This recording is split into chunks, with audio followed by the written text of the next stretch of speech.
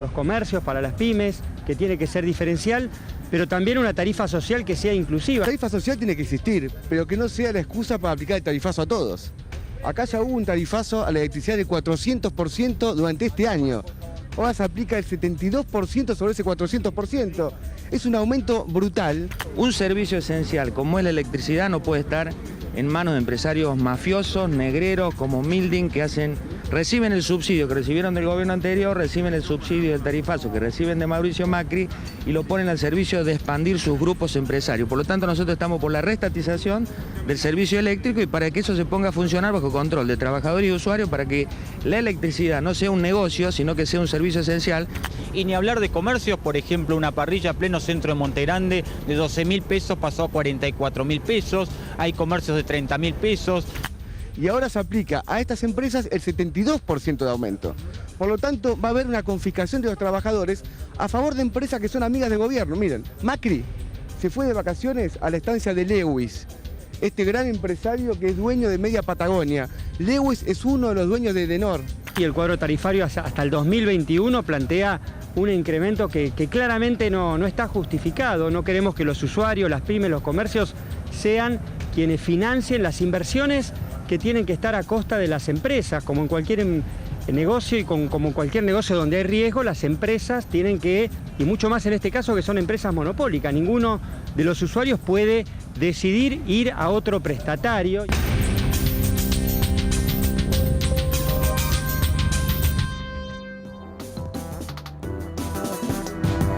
Bien, momento de la mesa económica. Buenas tardes a todos, gracias por venir en este domingo. ¿Cómo les va? ¿Bien? ¿Qué tal? ¿Todo tranquilo? Muy bien. Yo siempre agradezco porque verdad tomarse el tiempo para venir acá a debatir, claro, respetuosamente, para mí tiene un valor enorme. Por lo menos es la tele que procuro hacer y es lo que todos los que laburamos acá en Remix de Noticias buscamos. Van a ver cómo un debate se puede hacer de una manera ordenada. Nuevamente gracias de verdad por haber venido hoy.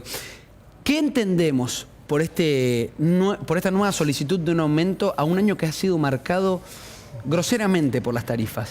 Mirá, yo estuve ayer, el viernes, en la audiencia, sí. Participé en la audiencia, fuimos como Izquierda Socialista y como el Frente de Izquierda sí. A repudiar, digamos, el tarifazo, porque hubo un tarifazo sin audiencia pública en febrero, 400%, 600%, sí. Y ahora viene este otro. Ahora, obviamente, bueno, lo planteaba el informe, no se puede pagar, los casos terribles que escuchamos ahora. Lo interesante es que hablaron Edenor y Edesur, y después hubo 95 personas que de todos los tipos y colores contaron todas las aberraciones que hicieron estas empresas durante 25 años. Ya decimos, bueno, 25 años...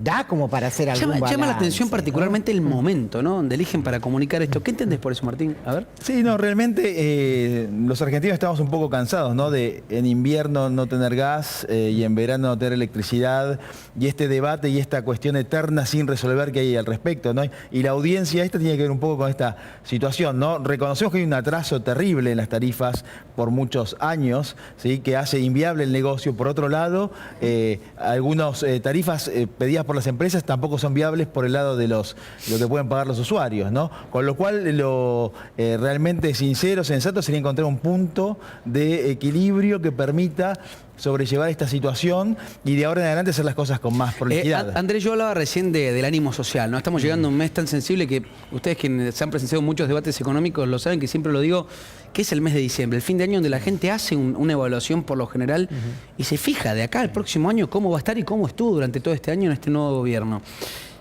¿Es el momento realmente de plantear un aumento sabiendo lo que han mencionado todos, que creo que coinciden en ese punto, ¿no? La crisis energética, la demanda de una mejor calidad de servicio? Yo no creo que es ni el momento, ni la manera, ni la magnitud del tarifazo. Yo te quiero hacerles partícipe de un informe que nosotros hicimos en CEPA, que es muy interesante, que es de pobreza energética. Este es un concepto nuevo que se está dando mucho en Europa, porque dentro de la pobreza en Europa, que obviamente no es la misma que acá, cada invierno y cada verano hay muertes de la población vulnerable. Entonces es un concepto que se ha venido desarrollando particularmente en Gran Bretaña y tiene ya toda una metodología y un marco conceptual. Nosotros utilizamos esa metodología, hicimos un análisis de lo que implica el tarifazo, usando los las tarifas actuales, no las que ahora están pretendiendo aumentar. Y lo que hacemos es sacamos la canasta básica de alimentos, o sea, es una población vulnerable, pero que una vez que ya no cubre sus necesidades de energéticas, calóricas, de nutrición, ¿cuánto le queda del ingreso para invertir en energía? Entonces, decimos, eso es una norma, ¿no? Si tienen que gastar más de 10% de ese ingreso, cuentan como pobres. Es la misma metodología en la Gran Bretaña y nos sale que con el cuadro tarifario actual, no el futuro, hay 34% de pobres energéticos. ¿Qué significa eso? Es población que tiene que decidir entre alimentarse o usar la energía. 34% de población pobre en materia energética. Es gravísimo. Es gravísimo. Y está muy correlacionado, obviamente, con la pobreza general, ¿no? Porque 90% de estos pobres energéticos son pobres de todas maneras, pero lo que significa que el impacto de este nuevo tarifazo es tremendo en esa población vulnerable. A ver, Mariano. Sí. A mí me gustaría enmarcar un poco lo siguiente para poner en orden a la audiencia, es lo siguiente. El 1 de febrero de este año el gobierno declara la emergencia energética y le ordena al Ente Nacional Regulador de Electricidad que antes del 31 de diciembre se realizara una revisión tarifaria integral. Esto es algo que está en el marco regulatorio desde el momento en que se hicieron las concesiones y desde hace 15 años que no se hacía una revisión tarifaria integral. El marco establece que se tiene que hacer cada 5 años, en donde no solamente se tiene que ver la cuestión tarifaria, sino también el tema de estructura de costos, impuestos, el tema de también gradualidad, todo lo que hace referencia a las inversiones, tanto de mediano como largo plazo, y especialmente el resultado de la calidad de servicio por zona y general. En ese marco se hizo esta audiencia pública. Se tendría que haber hecho mucho antes, porque coincido acá con los compañeros, que los aumentos que se hicieron previamente no pasaron por audiencia pública. Bien, ahora déjame preguntarles, déjame abrir algo que es importante. Yo preguntaba en un principio si es el momento también para plantearlo después de lo que ya debería haber aprendido este gobierno por el tema de no haber solicitado una audiencia pública previo a la cantidad de aumentos. Y no solamente me refiero a la luz. Hablo de temas tan sensibles también como el combustible, que ha derivado el aumento prácticamente de todo lo que consumimos hasta en el supermercado más chiquito. ¿Falta sensibilidad social desde el equipo económico en este gobierno? Es una muy buena pregunta, ¿no? El punto es que hay una inflación atrasada, una emisión que tiene un efecto, una emisión de moneda que tiene efecto un tiempo bastante posterior, que es lo que estamos viviendo.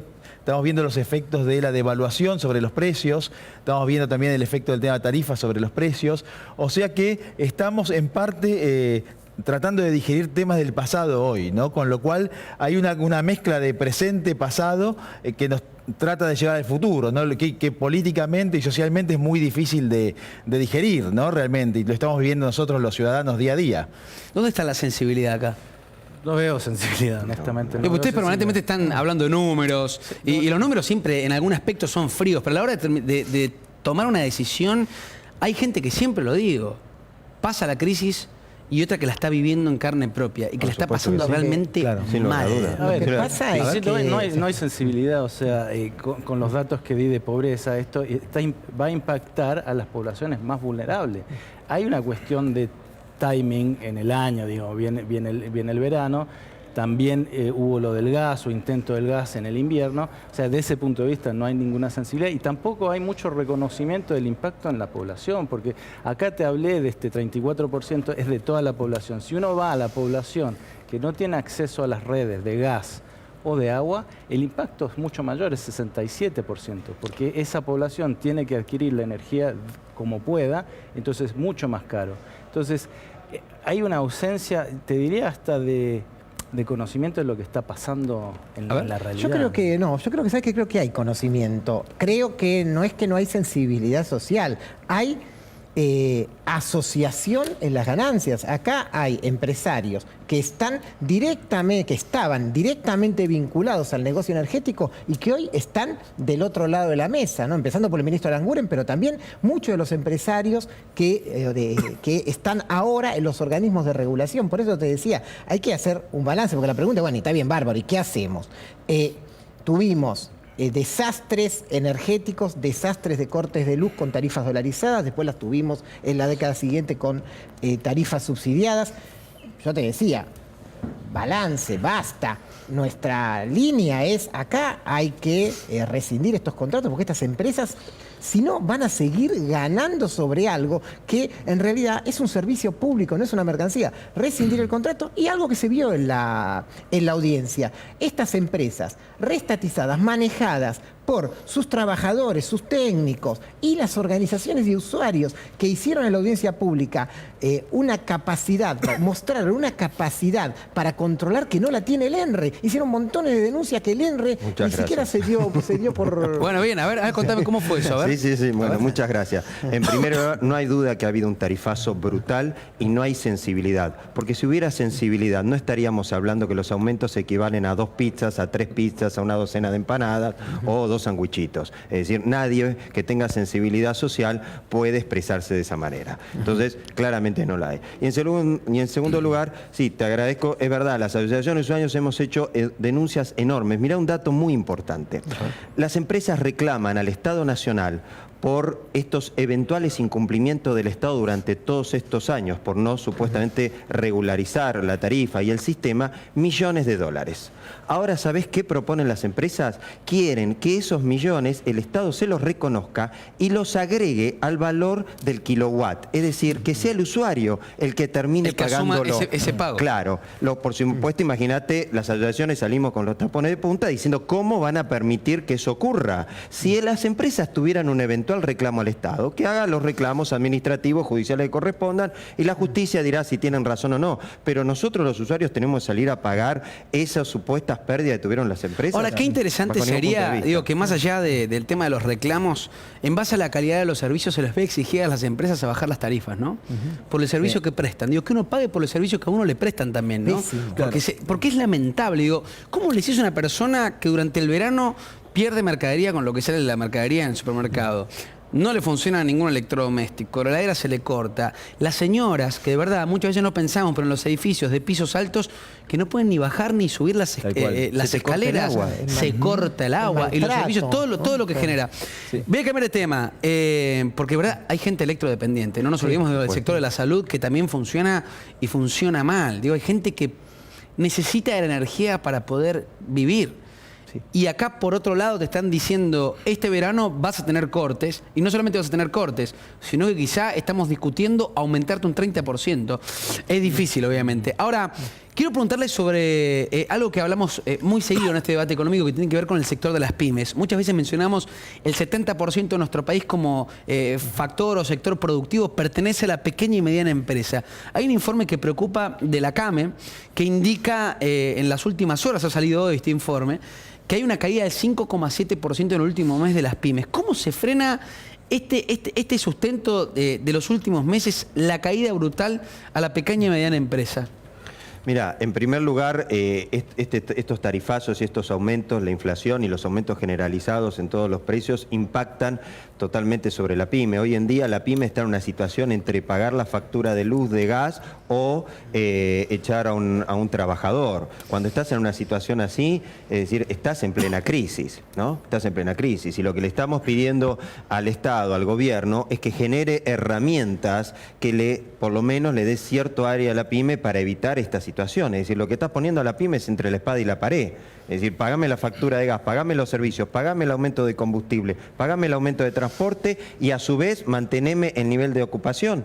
Es imposible. Claro. Y a su vez no te doy ningún tipo de créditos, no te doy ningún tipo de herramientas económicas financieras para flexibilizar tu déficit en tu cuenta corriente. Así es muy difícil. A ver. Sí, no, el sector privado, como vos decías, hizo el ajuste del ajuste, está haciendo un segundo ajuste, porque ya hizo. No, ya achicó los gastos, ahora está achicando de vuelta, las ventas caen. ¿Y qué pasa en el sector público? No baja la cantidad de empleados públicos, por ejemplo. Entonces, el sector privado tiene que pagar la fiesta del sector público. En el 2003 había 2 millones de empleados públicos. En el 2015 superaron los 4 millones. Esto no se toca, de ese tema no se habla. y el que sigue pagando y sufriendo esto es la empresa privada, y 7 de cada 10 empresas en Argentina son empresas pymes, ¿No chiquitas. estás de acuerdo? No creo que tiene ninguna relevancia cuántos empleos hay en el sector público, cuántos hay en el sector privado. Coincido con el colega que uno de los efectos, la caída de la actividad PYME es las tarifas, pero la principal razón es la caída de las ventas. 30% de caídas de ventas en las pymes es porque se ha hundido el mercado interno. Entonces no hay una medida única que haya que implementar para hacer que vuelva la actividad del sector al mercado interno, pero la principal son los salarios. O sea, una caída de los salarios por debajo de la inflación durante 10 meses hace que la gente no pueda comprar. Haga lo que uno haga con la pyme, incluso mejorando los créditos, si no hay nadie que compre, no van a salvar las pymes. Este es el punto, ¿no?